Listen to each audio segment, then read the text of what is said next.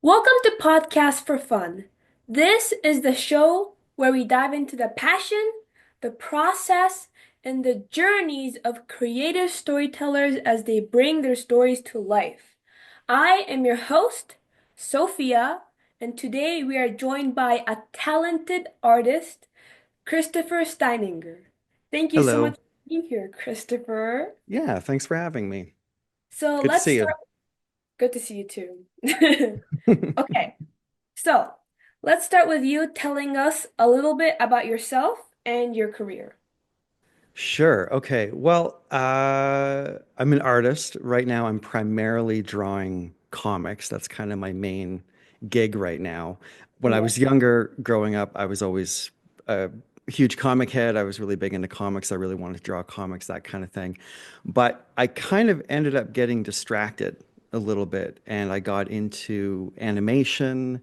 I sort of fell into that. Actually, I'll just go way back. The first thing I kind of did was back in high school. I did like a self-published comic with some friends of mine, and it actually did pretty well. But that ended up leading to somebody who was opening up an animation studio Uh-huh. in my area, seeing it and being like, "Hey, I'll give this guy a job as a cleanup artist on at the studio thing." So I ended Yes. up kind of falling into animation accidentally, and I started working, I guess, there, and that sort of I weaved sort of in and out of animation and also games. Eventually, I moved overseas, and then I started working in games, doing concept art and storyboards and this kind of stuff, and just sort of bounced around in those industries Mhm. until I guess a few years ago, where I started really wanting to get back into comics, and eventually I did a few projects, and then one of them eventually led to kind of the main thing that I'm working on right now, which is a series called Silverwing. And it's a trilogy. There's three books in the series. There's Silverwing, Sunwing, and then Firewing. And it's kind of a YA dark fantasy adventure story, Mhm. kind of for younger readers, but still for adults too, because it's really cool. So that's kind of my main thing right now is working on this series, which is great. I really love it. And it's nice to kind of do comics. And it's something very different from what I thought I would be doing. I would have never thought that I'd be doing a YA fantasy animal story, but it's really cool and I dig it. So yeah, that's kind of where I'm at the moment. And yeah, so that's kind of the quick ABCs of how I kind of ended up where I've Yeah. ended up. So What yeah. was the what was that self-published comic you made in high school? Oh man, it was called Hallowed Night, and it was actually the writer of it is a he's an excellent writer, and he's continued on, and he's written a ton of stuff, and he's quite successful. Named Wow. Arthur Slade, and so he was kind of in the area, and the artist as well, doing the pencils on the book. It was Oh. very talented as well, and I was kind of the kid on the project, so I was doing the inking and then later the coloring. And so this was back in, I mean, I'm old, right? So this was back in 1993 or four, something like that when we did it. Mhm. And there was kind of this indie boom in comics in the 90s, and we sort of rode that wave a little bit. But we put out this book. I should say they did. They did all the hard work, I guess. But they put out this book, and it did really well. I think the first issue sold like 1,500 copies or something like that. And it was kind of back in the day when you could sort of just get an ad in Previews magazine, and then Mhm. through Diamond or whatever, it would get distributed. And anyway, that story itself was about. I want to describe it as kind of a Highlander type thing. It was about end of the world apocalypse. You've got this, I think it was a Norman knight who's sort of brought back for the dead or something. Honestly, I kind of forget it a little bit. It's been so long. Yeah. Um, but yeah, there was like three or four issues on it, and yeah, it was kind of the first thing I ever really did, which is kind of cool because I was so young when I did it. But yeah, it was kind of my first sort of introduction. I mean, before that, as a kid, I'd obviously like, you find a photocopier and you make your own comics and this kind of thing. But Yeah. this was like pre-internet kind of like analog, old school comic book making, where where physical print was the only choice, you know. There's no webtoons. There's no webtoons, no webcomics back then. So, but at the same time, you could seem to reach a lot of people because there was such a big appetite for comics at that time, you know, I in feel the like 90s. it was easier to entertain people back then. Everyone's attention span is fried these days. It's true. Everyone, yeah, everybody's brains are fried and polluted with just too much noise. And it really, I do think that it is true back then that people were maybe less cynical or maybe more open. Mm, And there was just more of an appetite. There was more of a culture of collecting things where people would want to physically collect something. And the way hmm. that people consume things was just very different. Like now, you know, when you like flitter by a post on Instagram, it's so quick that it just Yeah. has no registration and no real oomph. It has no weight. It's just meaningless. And it's a shame because you have all this beautiful art. People put all this work into everything and it just flies by in a Mhm. microsecond. And it's just like this hollow experience. Whereas if you buy something and you live with it on your shelf, Hmm. it's imbued with meaning at that point. So I'm still stuck in like the physical world, I guess. I don't know. I mean, I have to play in this world. Obviously, we all have to. We're all forced to. But there's something so nice about just the physical media, I guess, you know. So do you think it's harder today to like sell comics, I guess? I don't know. I think maybe I don't know because it's kind of tricky. Like, say that comic that I was talking about when I was a kid, like we were Yeah. complete unknowns, middle of nowhere. We weren't connected to anything. We never had any big like there was no social media back then to advertise anything. So basically, we just took an ad out in this distributor catalog for comics and then ended up selling thousands of copies of this thing. And back then, that wasn't abnormal. That was completely normal. And now the amount of legwork that you would have to do to sell 100 copies is hard. I mean, Yeah. and that's you've got to hustle and you've got to be a social media influencer somehow, which is, I mean, an Yeah. insane job. So it's like, wait, to even sell these, I have to like have this other job actually where I'm a social media titan, you know? And how do you do that when it takes so much work to actually like make the thing you want to sell? So I Hmm. think it was easier back then, and now I don't know. Well, okay, what do you say? Because now you can reach more people, so it's a little tricky. I mean, technically now you can reach everybody on the planet, but at the same time, it seems really difficult to fight for their attention. And to get them to actually, you know, throw a couple bucks on a thing. Whereas I think maybe years ago that was a little bit easier. And I think there was a broader comic audience. Maybe it's coming back. I don't know. I do feel like the audience has maybe shrunk a little bit for comics. It's cool seeing younger people get into manga and all of that kind of stuff. And I think that it's maybe growing. And I love like people bang on stuff like Dog Man and kind of the YA stuff, which is what I'm Yeah. in.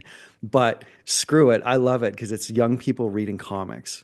And I Hmm. think it's a good thing to have versus just an audience of guys in their 40s and 50s that are living off of memberries all the time and kind of stuck in this loop of well, the loop of kind of what they liked when they were kids and hoping that Yeah. it's just, you know, on rails on this thing. It's like you need new people, you need new stuff.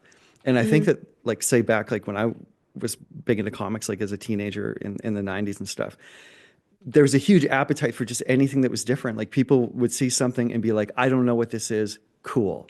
Hmm. Now there's a little bit of, I don't know what this is. I'm scared. Oh no, I don't know what it is.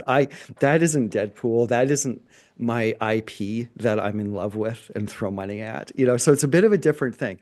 Whereas I think back then people were more like, I don't know what this is. It looks cool. I like that it's not a kind of a mainstream thing. And Hmm. then that's how you end up with this huge like indie boom and you have comics like Bone and stuff like that come out of that. So yeah, I don't know, it's different. It's always changing. And I think that right now it's actually in a really positive space because with all these young kids, they're getting older, they're finding new stuff Hmm. and they're big readers. It's really Yeah. cool seeing like the book talk world where you've got like all these uh, all these fantasy ladies, you know, into like dragon smut and all this stuff. Like it's great. So you got all these people into all these different things, and Mhm. I kind of love it. So I'm optimistic long term for sure. I think we're kind of coming out of a weird spot, but I think it's on the upswing for sure. So You know who I think is the most afraid of change? who's that? I think like people who make movies, because there's always like 500 Mm. sequels or something. And I'm like, why can't you just like, I'm pretty sure there's a writer out there who wants to make something different. Yeah.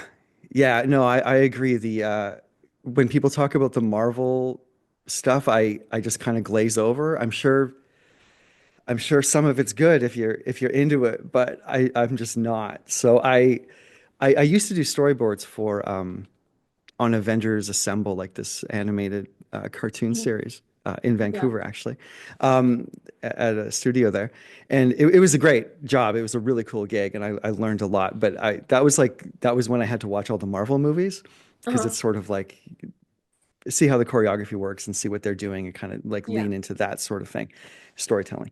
And yeah, I just never, that was kind of like, I did it for work, but not really because I enjoyed it. I did like Guardians. I thought Thor was kind of cool.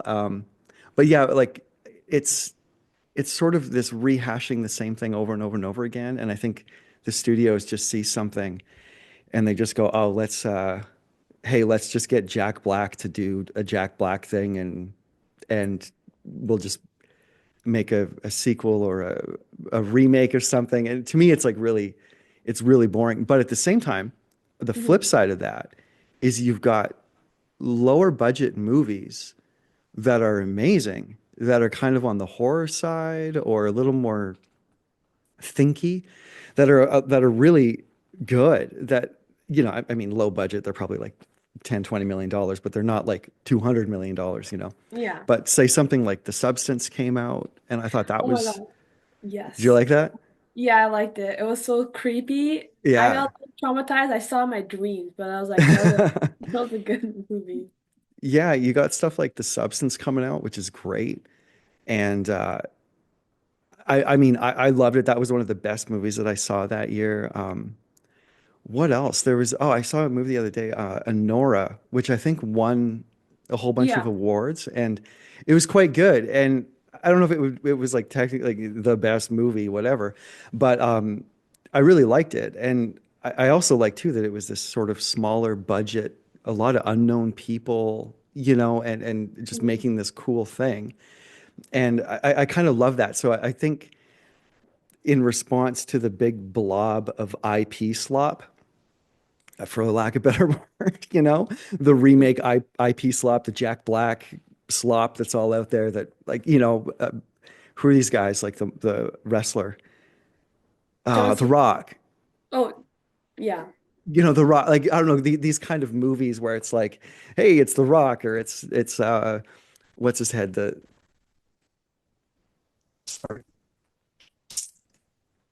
Who?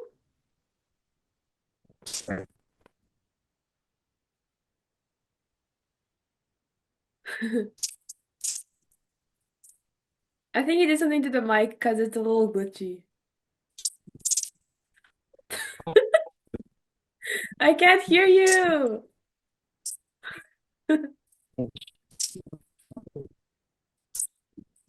I can't hear you.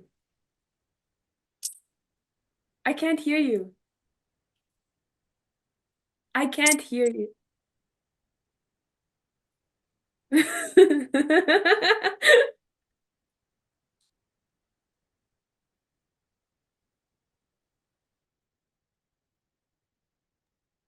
Okay.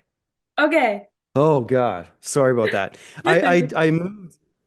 I apologize to your audience.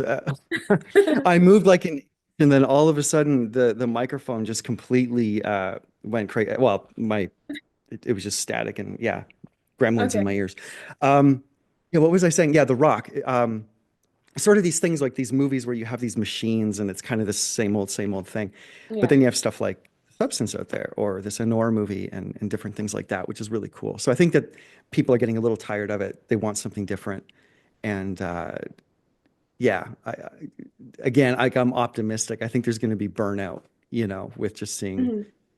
yeah, the same people and the same things, the same jokes, the same humor, the same everything. So I feel like hopefully. there's like a up and down in films, you know.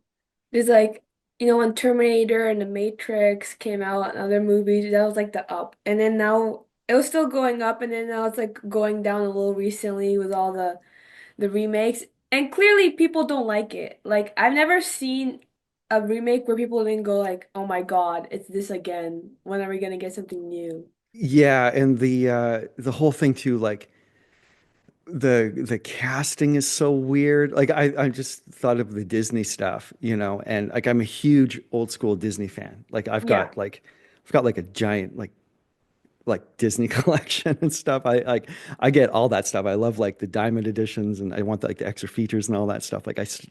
Yeah, I'm a big Disney fan.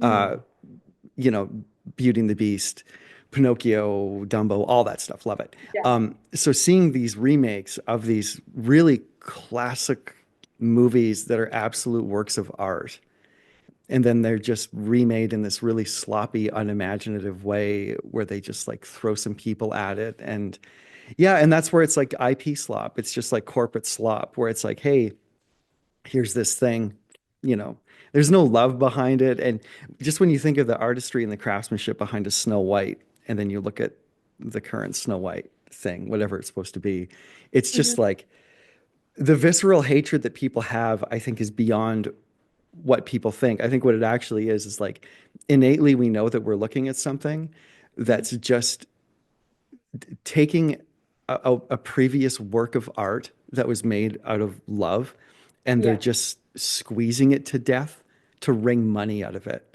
Yeah. And that's why people hate it. That's the visceral reaction. It's not the fact that the actress is whatever. It's not, it's actually that's very little of it. I think that people are just like they're offended on a deeper level. They might not know it or not, but I want to believe that like deep down they're actually just offended that they're doing this and they're like, yeah, squeezing the corpse of something that's kind of beautiful for a Mhm. buck.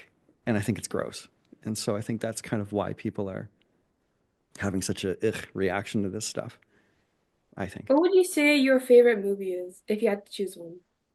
Oh man, I don't know. That's really hard. It depends. I go back and forth. It's like if it's just pure fun, Mhm. I would probably lean towards something like Dark City.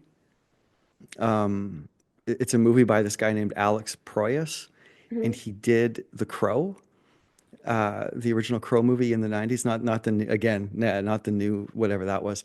He did the original Crow movie back in the 90s. Had really great art direction, and he did this movie called Dark City, which is sort of like a film noir science fiction kind of Mhm. thing, and it's so good. If you're like a sci-fi nut, you have Yeah, to yeah. you absolutely have to watch it. It like put it on your list. It's so good. It's the acting is great. It was kind of an unknown actor at the time, this guy named Rufus Sewell, Mhm. and he's great. Yeah, the cast is really good. The concept is really good. It's aged really, really well. It's full of really beautiful practical effects. And whatever you do, just don't watch any spoilers. Just Okay. find it, watch it, strap yourself in, and just like immerse yourself in it. Dark City is absolutely one of my favorite movies. I think I'm kind of a sucker for that kind of genre. That sort of yeah, maybe it's the 90s thing too, because I think that was Mhm. around in the 90s. I was just thinking of a movie called Ravenous, which is another really good one. It's from around back then. It has an amazing soundtrack, and Guy Pearce, I believe, is in it. And Mhm. yeah, it has a really good cast, but it's about a group of Confederate soldiers, and it's kind of a yeah, they're stuck and they're stranded and they get hungry. And I'll just like leave it at that. They get hungry and there's nothing to eat except each other. But it's a fantastic movie. So yeah, Ravenous, Dark City. Mhm. Um, man, I love Van Helsing with Hugh Jackman. Even though it's kind of a goofy, terrible movie, It's just I've watched it a million times. It's so goofy, but it's just so fun. What's it And that kind of about?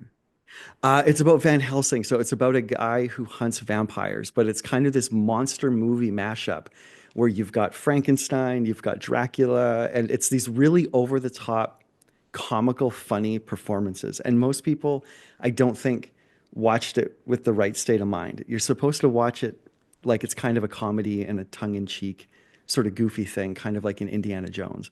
So these Yeah. over the top silly performances where the witches are like hee hee hee hee hee, and you know, like it's this silly, it's kind of a silly thing. You're meant to be having a good time. It's not a dark, serious, cynical horror Yeah. movie. So yeah, Van Helsing, Bram Stoker's Dracula, uh, also like another good one. Yeah, anything by Robert Eggers or Roger, or yeah, whatever his name is, Robert Eggers. He did The Witch, which is amazing. And then he did The Lighthouse, which is also amazing. And then The Northman, amazing. And then I watched that recently, one. yeah, Northman was cool.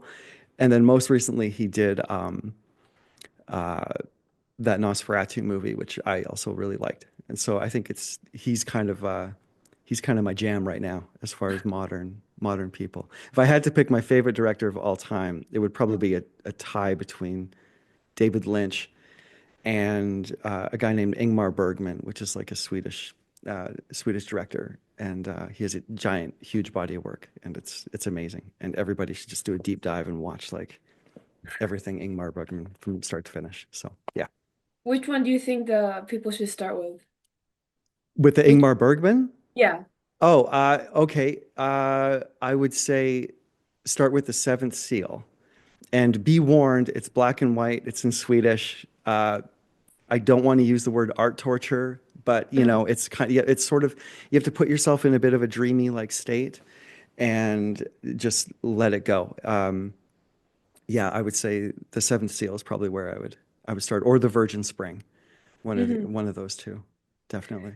Yeah. Speaking of like over the top performances, how do you feel about Jim Carrey's performances?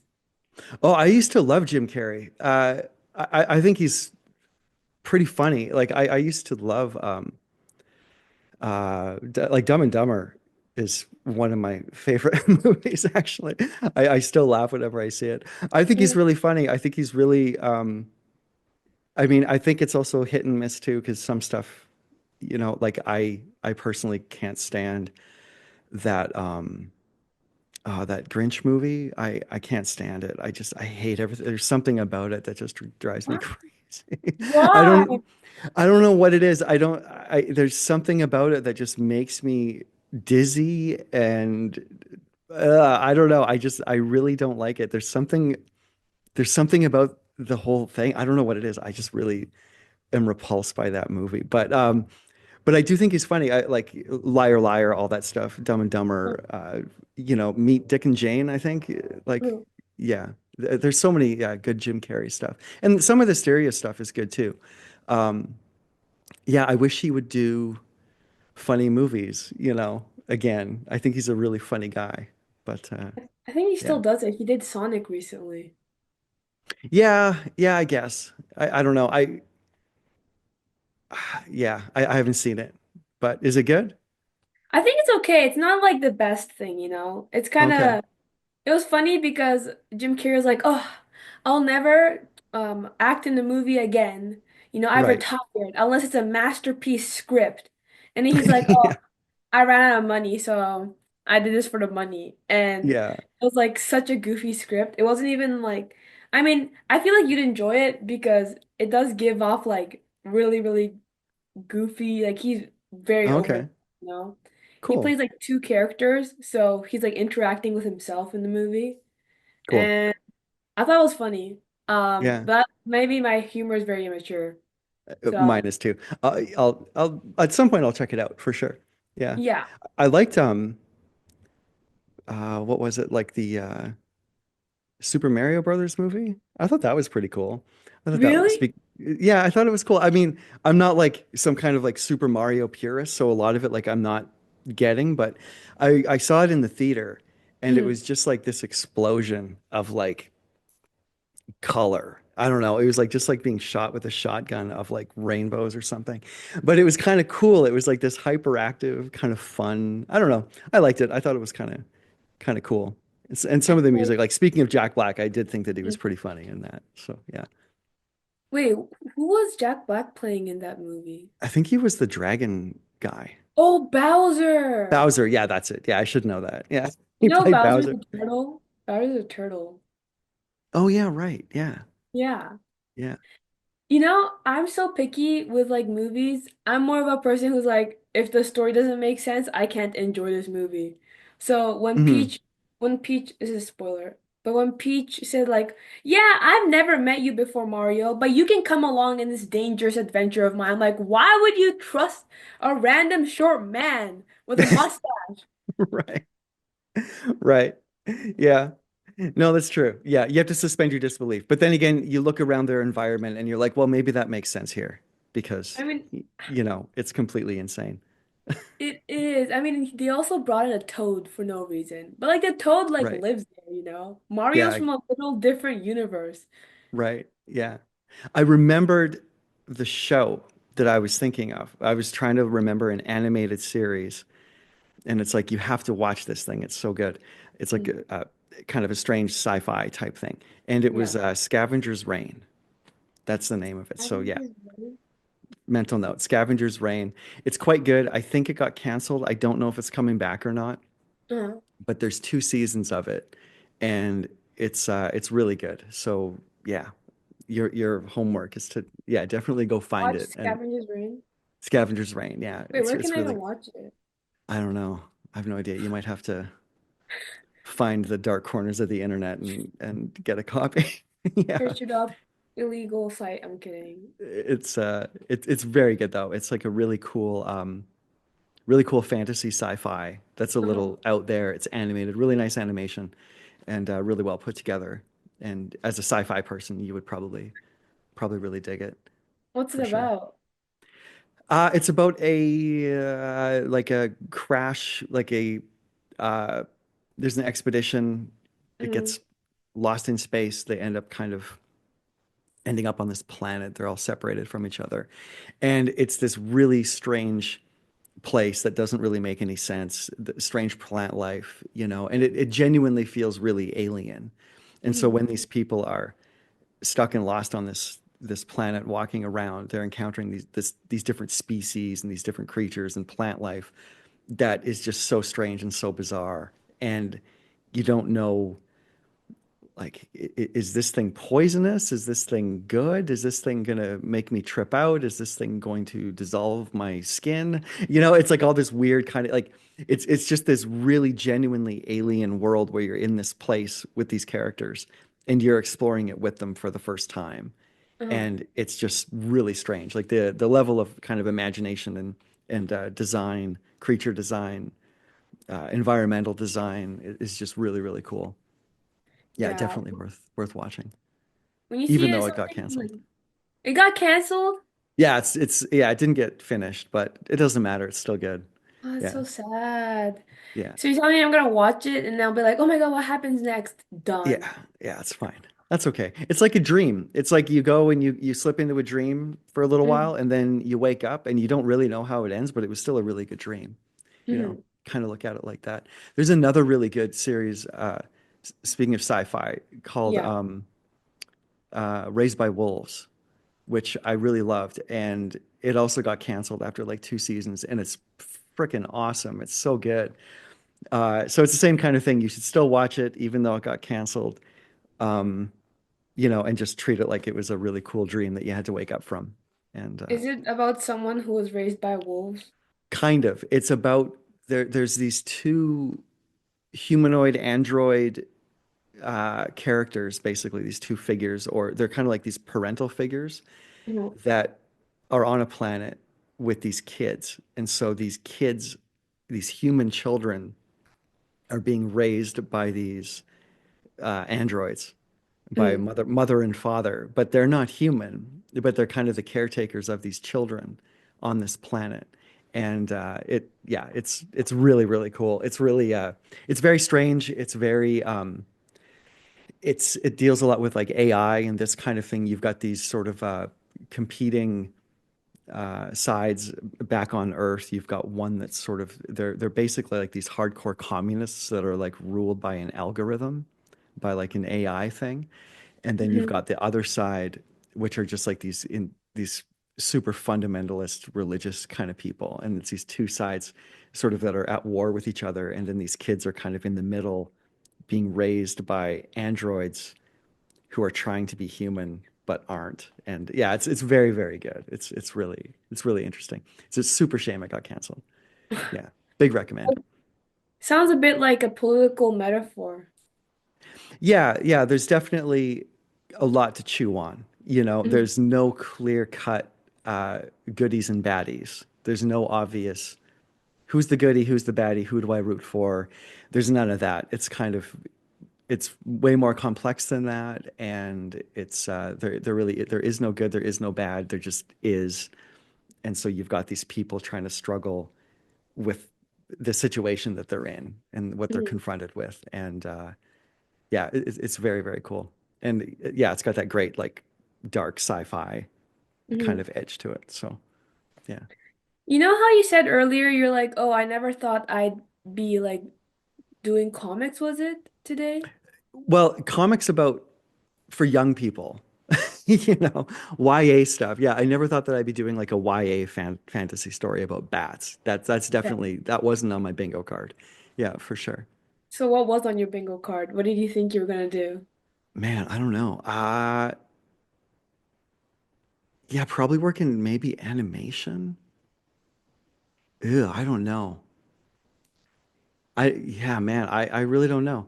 I think it's like everything that comes along, like every opportunity that's come up that I've Mhm. jumped on and ran with, I've always felt so lucky that it's kind of like everything seems like a fluke at this point. Like there's a lot of hard work that has to go into everything so that you can be ready for an opportunity when it comes up. Because Yeah. I think that's part of it. Like opportunities come up, but you have to be actually ready for it and be able to jump on it when it does come up. Otherwise, you miss it. So you have to work to get to the that point where you can actually act on something when that opportunity arrives. But I feel really lucky with kind of everything, like say doing storyboards in Vancouver at that animation studio. I feel like I was really lucky to be able to do that, and I think I got that job because I did some self-published comic stuff based off of like a web comic that I did in the mid 2000s, like a fantasy type thing, and I Uh-huh. put that in a book, and then that was kind of I think that helped me get the job because it's just storytelling, you know, and yeah, so I think it's kind of like all these things make me feel really lucky, whether it's games or whatever, and they just kind of compound on top of each other, and it's like work turns into work, and yeah, it's like 10 years from now. I mean, there's stuff I want to get to. There's stuff that I really have to get to. But yeah, it's kind of that interesting thing where like I have no idea what's gonna 10 years from now what I'm gonna be doing. I'd like to one day like direct film, but I also know that that's like way beyond my scope. You know, I don't like think so. oh, You, I don't know. I think it's like you have to have such a larger understanding of all this technical kind of stuff. I'd love to. I'd love like one of my kind of bucket list things would be to like work in film at some Mhm. point and start small, you know, work on I don't know some music videos maybe or something like that. I don't know. I always want to like dip into that world and play around, but I just don't have time. But that's kind of a bucket list thing for sure. Okay, but if you were to make a film, what kind of film would it be? Uh, I would it would be extremely low budget because nobody's going to give me any money. So it would be a low You budget don't know that movie. though. You don't know that. You don't know that. No, You let's hope that serious. it's not much money. It's enough to like just get some people together. And Okay. I don't think I'd want the responsibility of having a whole bunch of money, if not that that'd even be on the table. But it would be a low budget thing. So I would look at all the limitations. Uh, like nothing is worse than when you kind of like when you see something and you realize that they didn't have the budget for it or that they kind of like reached beyond what they were able to do and it looks bad, or I don't know. I would treat the limitations as an asset. So I would probably want to film it in a single location with a very small cast with just a couple really good people, and it would probably be something very similar to I would take notes from movies like A Field in England, which is a really great indie movie, kind of a horror. It's sort of a horror movie that takes place literally just in a field in England. And it's a period piece because you know it's a period piece because the characters are wearing costumes of a certain period. That's it. You don't need big sweeping shots of cities and all this kind of stuff. It's just a group of people with period outfits, so you know it takes place in that time. And Yeah. then they're in this field, and then it's just the script and the interaction and the way that it's cut together that makes it so good. And it's a very low budget movie, but it's so brilliantly done. So I would take notes from stuff like that, how to have zero resources or very little resources, but make something amazing, like Field in England, Valhalla Rising, this kind of stuff. How do you feel about the Breakfast Club? Oh man. Yeah. Uh, it didn't really it didn't really have a big effect on me. Uh, the guy that was okay, Okay. the cool character, the cool guy, the guy that's like, hey man, yeah, I don't know, Yeah. like there's the football kid, and then there's the cool guy with the hair who's like the tough guy. I Yeah. always thought that that guy was a loser. I didn't think that he was the cool guy at all. I thought that he was a just the opposite, you know. So I don't know. For some reason, I guess it just like didn't fit with me. I thought that the football guy was actually kind of a nice guy, and I thought that this guy with the hair, the rebel character, I thought that he was just the villain of the movie actually, and he was basically torturing these kids for things that aren't their fault. But he was basically torturing these kids to kind of do some weird social deconstruction on them. And so when I think of Breakfast Club, the reason I like hesitated is because I Mm. think it's like cancer. I think it's What? actually cultural poison.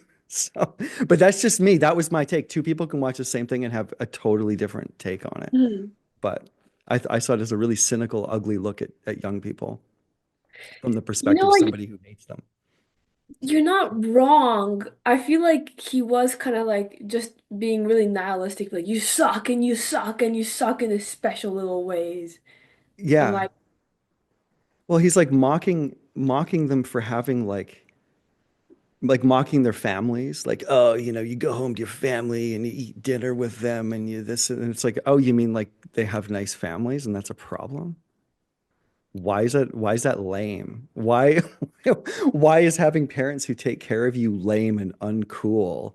It's this kind of thing. It's like, but that was a weird, it's sort of this thing with movies too, like social engineering. There's certain messaging and this kind of stuff that's inserted by people in movies to push kind of social agendas and stuff like that. And to me, Breakfast Club is actually very subtly one of those movies where yeah. it's to make kind of just normal American families somehow negative. And obviously, there's more complicated stuff. Like not everything is rosy, but some of it I thought was kind of weird. Like there's a certain edge to it that I don't know. I saw from the other side. I didn't see it necessarily as like this is the cool guy because he's got a leather jacket and smokes. I don't know. It just didn't hit me the same way. But yeah, it's kind of one of those movies that's like in the zeitgeist. It's like burned into the zeitgeist of youth culture at the time for sure. I mean, I don't, I honestly, I saw the whatever cool guy as a loser too. And I feel like that might have been the point though, because he was just jealous of everyone there. Well, yeah, yeah, it's sort of a weird thing. It's like, well, this is the cool guy who, yeah, I don't, yeah, it's one of these things where you wonder what the intention is. I don't know. Maybe I'm just like reading way too much into it. But yeah, I also find stuff like that kind of interesting, like what's really going on here. because with a Hmm. lot of stuff, it seems like it's not just a movie. There's something being planted. There's like an idea being put forward, and this kind of thing. So yeah. Is there any other movies like that? I can't think of any. Mm, No? Pleasantville is one. Pleasantville is one, which uh, I don't know if you've seen it or not. It's this movie about how you've got this very sort of 1950s like Leave It to Beaver, very kind of hokey and quaint American small town where Mm, everybody's like, "Hello, neighbor," do, this kind of a very sweet kind of existence, but very simple and very sheltered and all of this. mm, And then what happens, I forget exactly what the inciting incident is, but it starts out as a black and white movie and then gradually it turns into color.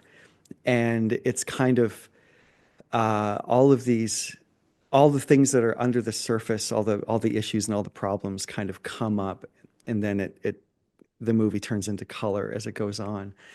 But the weird thing is that it's kind of like it seems to be in a way like mocking this idea of just happy, regular people. You know what I mean? Like if you just turn those people into the hobbits from Lord of the Rings, these are just like regular people. mm, They're not necessarily cynical or this kind of thing. They're just like regular, everyday people who just want to try to lead happy, regular lives. And in a way, there's nothing wrong with that. yeah. But it kind of does this thing where it sort of flips it around and it's like, well, hey, maybe you should cheat on your husband. Maybe you should get a divorce. Maybe you should do this. And it's like, well, or maybe not. Maybe not. Maybe it's nice to have like dinner together with your family. Like maybe that's a nice thing. Maybe it's not a dumb thing to do. And maybe you're not like, I don't know. It's sort of these culture clashes that you see coming in. And I think you have a lot of it in movies, because it affects the culture. So you've got these different things from different angles coming in, and it's sort of interesting how they overlap. And I'm not saying I agree or disagree with anything. It's just interesting to kind of observe what this stuff kind of looks like in a way, or what it might be trying to say, or whichever. And Hmm. I could be getting it wrong too. But But you know what? I do kind of like movies with like deep meanings behind it, even if those meanings might not be the most pragmatic or good for us. mhm. Yeah, yeah, for sure. I think it's good to most. I think it's always nice to walk away with something where you Mm, can talk about it afterwards. If you see a movie and you go to the theater and afterwards when you leave, you're talking about it with the people that you saw it with. That's a yes. good sign. That means that you saw something that you enjoyed. When you walk away and you're actually having a conversation about it or fighting about it, whatever it is, it could be something totally silly, but it's a good sign that you saw something worthwhile if you're actually talking about it after. Exactly. So that's why I liked, like The Truman Show. I Oh don't know. yeah. Oh, that's Did you another one of know my favorite movies. Yeah, Truman Show's up there. Yeah. that one was like I really like existential stuff. Stuff that Yeah. makes you go like, oh my God, am I living in the Matrix? I'm kidding. But Yeah. like Yeah, absolutely. Truman Show is definitely that's absolutely one of my favorite. Like, yeah, Dark City, Truman Show. If you liked Truman Show, you'll love Dark City. It's the same kind of genre. It's a different type of movie, but it's the same kind of thing. And yeah, I, mm, I love Truman Show. That's a real that resonates with me big time. This whole thing of kind of it's a way to look at life. mm, This whole idea, like, he wants to go traveling. So he goes to the travel agency. But of course, the messaging at the travel agency is that the world is a dark, scary place. And why would you want to go anywhere? Just stay here. This yeah. kind of thing. So yeah, it's a yeah, brilliant, brilliant movie. Absolutely love it. It kind of just shows like, oh, everyone's trying to convince you of something Yeah, and trying to make you think a certain way. right. Yeah, 100%. The Yeah, difference is we're absolutely. not Truman, we don't realize it. We just live through it till we're Right. there. guy. Right. Yeah, exactly. Yeah, that's why like the worst thing that you can be is just a normal person in a way. It's like, yeah, I guess back to the Pleasantville thing. Maybe that's what they're trying to say. Maybe a lot of the people that are making these movies like Pleasantville or like uh the Breakfast Club, maybe it's one of these things where the creative people behind them are sort of social rejects because Mhm. you are kind of a social reject if you are a creative person in a way. It's just not a normal thing to do. So you're always on the outside looking in a little bit. And maybe when you're on that outside, you're sort of you start picking at what's on the inside a bit. But Hmm. yeah, there's a certain like freedom that comes with being Truman.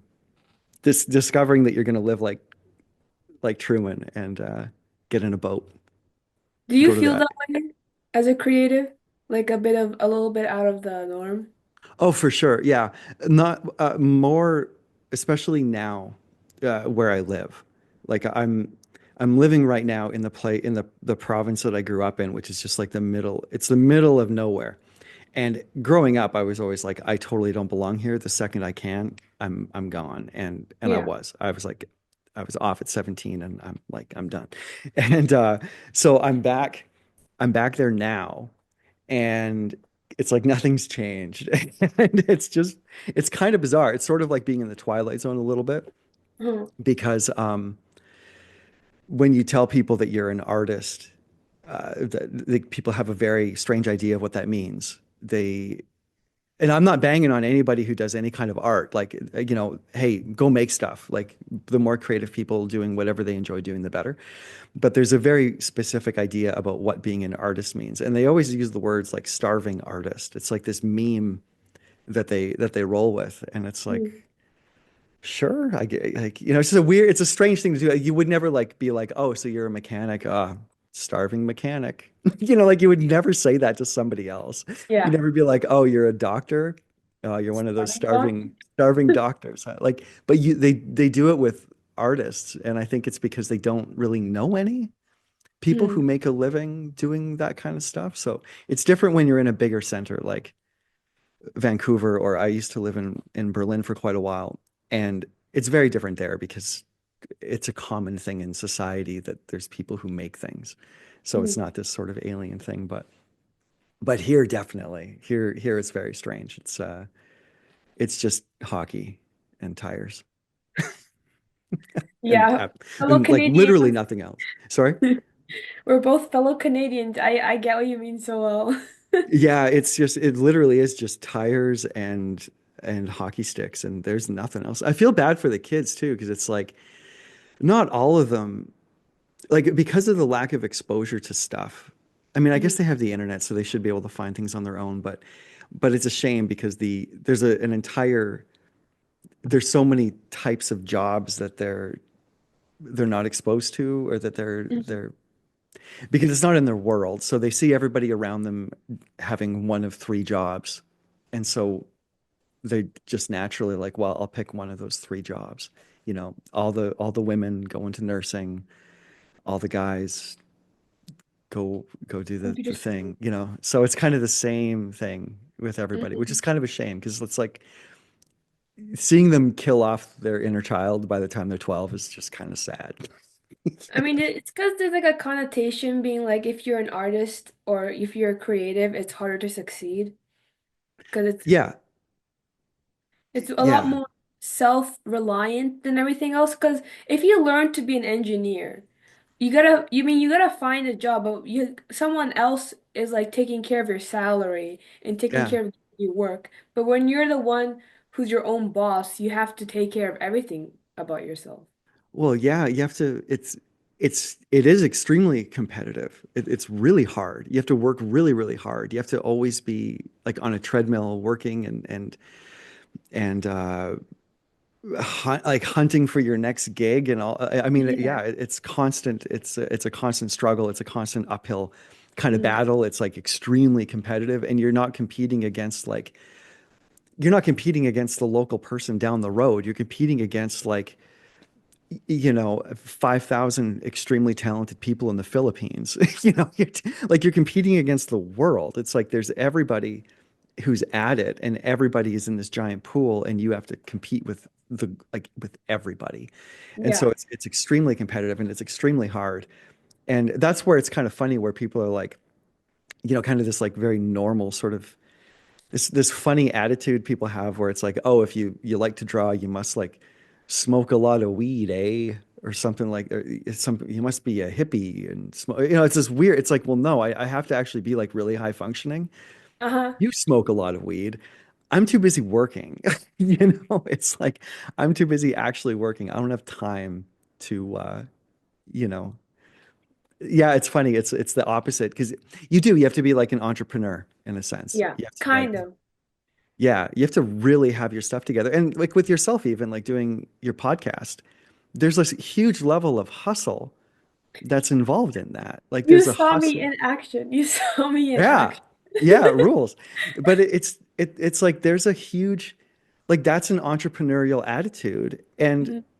like yeah, seeing young people that have that is amazing because it's like the courage that takes. Like Mhm. it's hard to like approach strangers and this like it's hard, it's weird, it's like a weird thing to do. It's like you have to step out of your comfort zone, you have to like right now what you're doing talking to people, like you really have to put yourself forward, be okay with embarrassing yourself, all this kind of stuff. Like that's really hard, and I don't think people realize what that's like. It's like, well, you get up and dance in front of everybody and be a clown, and see how you feel. It's this kind of it's a really there's so many layers to it that are like super complicated and super complex and competitive and Mhm. Mhm. yeah. You know, I agree with you saying like, oh, it's super competitive, but I think of it in a different way. I feel like most people, okay, it's like everybody wants to become like famous and successful and rich. Some people, a lot of everybody wants to be rich, but I feel like only like 90% of people don't even start. So if you start, you're already in the top 1%. Yeah. And then if you're consistent and you work harder, you're even more like you're in the top 5%. And if you do more, you're like so then the gaps get smaller and smaller and smaller and there's a lot less people. Even Hmm. though it's like super hard to compete in the top 10%. Me thinking, "Oh, I'm already in the top 10%." Makes me feel Yeah. like you know, ahead of most people already. And it makes me feel better about myself. Well, yeah, for sure. It's that whole thing of just doing it. Like just Mhm. the act of doing it is more than most people will ever do. Like just taking that step forward and just like, you know what, I'm going to go for it. I'm going to try something. And who knows what happens? It doesn't really matter. And in a way, I think too, putting aside all your motivations, like Mhm. all the motivations of say like, okay, I want to get a lot of followers, I want to get a lot of likes, I want to get money, I want to get like these, I want the rewards. I think this is my own little uh thing that I do to like fake myself out, to like gamify my Yeah. reality, is to like I try to put all that aside and just be like, podcast for fun. Like, it's a podcast for fun. That's the thing. Like, just have it be fun. Make Yeah, decisions based on fun. As insane as that sounds, I like, know. follow what feels like your natural orbit. If you just follow that and like work really hard and find cool people and all of this, it'll actually evolve into something. And you don't know what it is yet, but it will. Like, it will happen.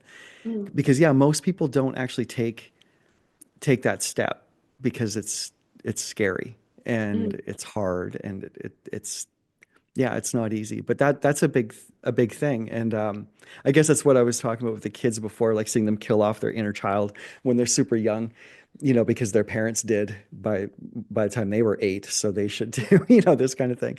But it's like keeping that thing alive where you're like, hey, why not? Why not um, try something different? And I think it's like at any age too. I think it's odd to me that like when I leave work, which is quite often like at late at night, and it's winter now, so I'm walking. But if I'm riding my bike home and I go by all these houses, and I live in like a tiny town with all these old people, they're all just like sitting up and watching TV every night. And it's like, man, that's really what you're gonna do? Like, I I mean, know. I'm probably going home to watch a series or something too. Same. But it's also like, well, like I don't know, at any age you can like pick up a hobby and you can try something and you can do something and just I don't know, go for that thing that you've always wanted to kind of try. Hmm. And I think way more people should do that because you're totally right. Not enough people do. Hmm. Yeah. You know what's funny? I started trying, I suck really bad, but I tried to do basketball because I'm trying to heal my inner child who sucked at sports and felt insecure. Right on. I was like, I'm gonna get better so that like I can play a real basketball game and I'll feel like I actually know what I'm doing instead of Right. being lost and standing in the edge of the court, be like, ah, please don't throw the ball at me, you know. Yeah. And I think too, it's like it's the motivation to improve yourself. And I think Mhm. that if you're going to do anything creative, you draw and write and you make stuff. I checked out your comic and all that. Like you make stuff. And so Yeah. that takes a lot of work and that takes a lot of like getting better. And so by doing that, you have to naturally improve yourself. You have to Mhm. learn. You have to be in a constant state of learning. You have to put aside your own ego and Yeah. you look at people like the best jobs that I've ever had at studios and stuff are when I've worked with people who are like way better than me. Because it's just like, I'm gonna like I'm a vampire and I'm just gonna like absorb all your energy and I'm gonna absorb as much as I can from you because you're awesome and I want to get better. And so Mhm. like and I find that too. I find that like the better people are, like the more talented they are, the more they're like that. The less ego they have, the more open they are to learning and feeding off each other and learning from each other. And it's actually the opposite. And it's kind of the on the other end when you have people that are kind of like, meh, those are the people that are less open to learning and less open to because of their own egos and this kind of thing. They're less open to stepping outside of something completely and going over here and seeing what these people are doing over here. They're really kind of locked in to a Mhm. thing. And yeah, you always have to learn. So I think it comes with like everything. It's like, okay, I want to get better at drawing. It's only natural that you want to probably get better at basketball too.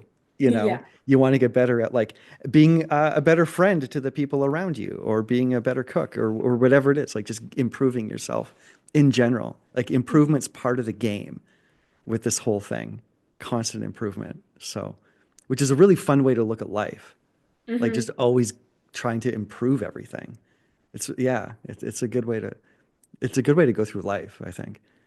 I rewired my brain in a way. Like if I feel nervous or uncomfortable doing something, that's not like weird. Like let's say like I want to say hi to someone in the gym or something, but I'm like nervous for some unknown reason. You know how Yeah, like anxiety. I rewired my brain so if I feel uncomfortable like that, I just do it because I'm like, okay, if I do this, that means that I won't be uncomfortable next time I do it because I'll right. know what it's like, you Yeah, know? And that's yeah. like the best way to improve yourself is to do something that's uncomfortable.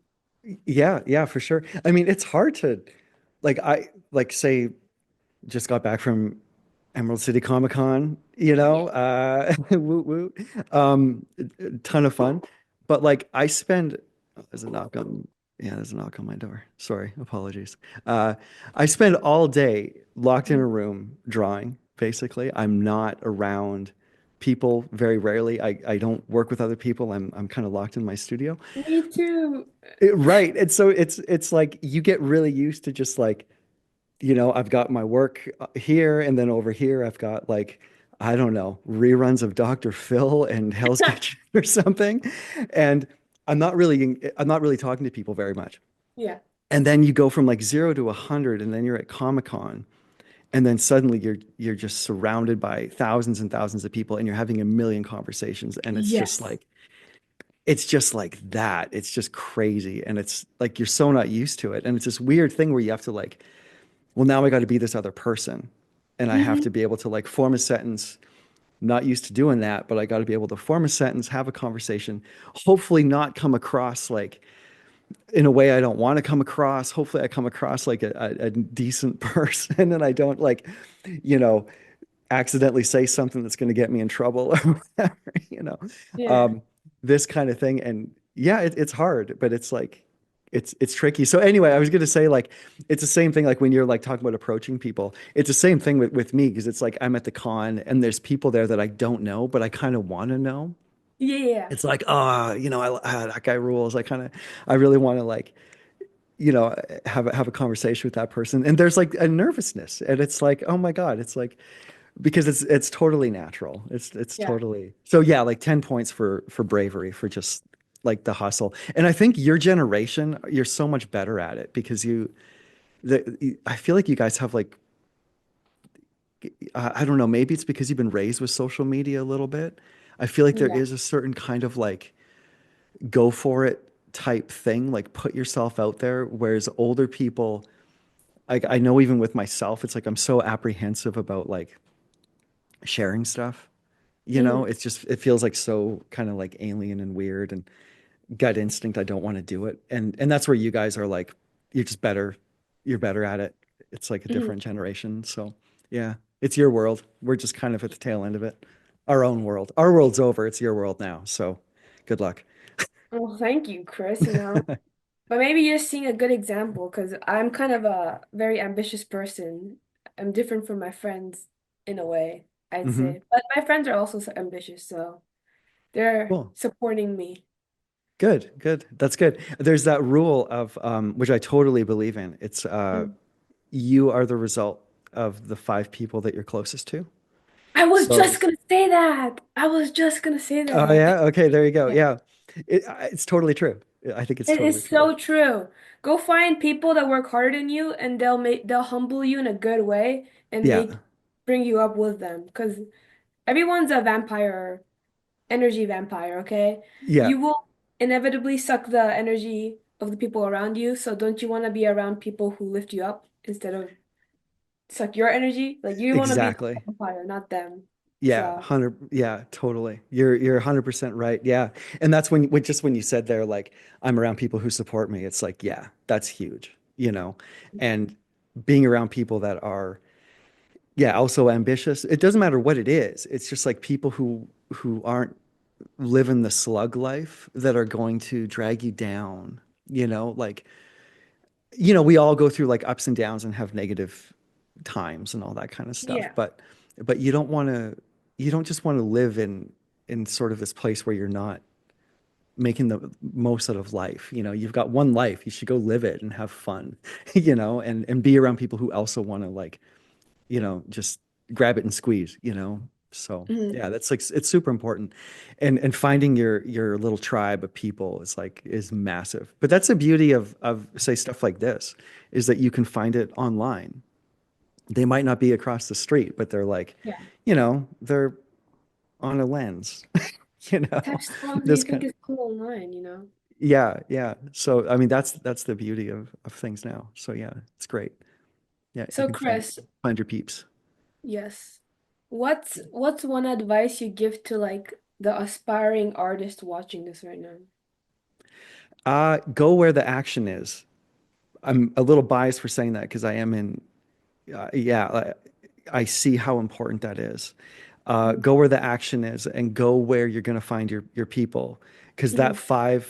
those five people are extremely important. And if you don't find them, if you're around, if your little group that you're around stinks and they're going to drag you down and they're not going to bring you forward into a more positive space that's somewhere where you want to go, you got to Mhm. find new people.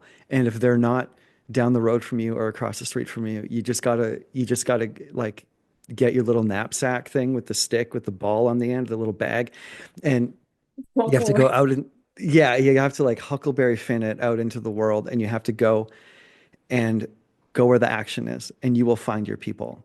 And you Mhm. just have to go off into adventure and find your people who are in some way moving in the same direction that you would like to move, whatever Yeah. that is.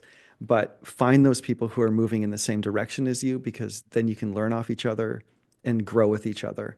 And you're not going to have that necessarily where you by chance went to school because your parents happen to live there.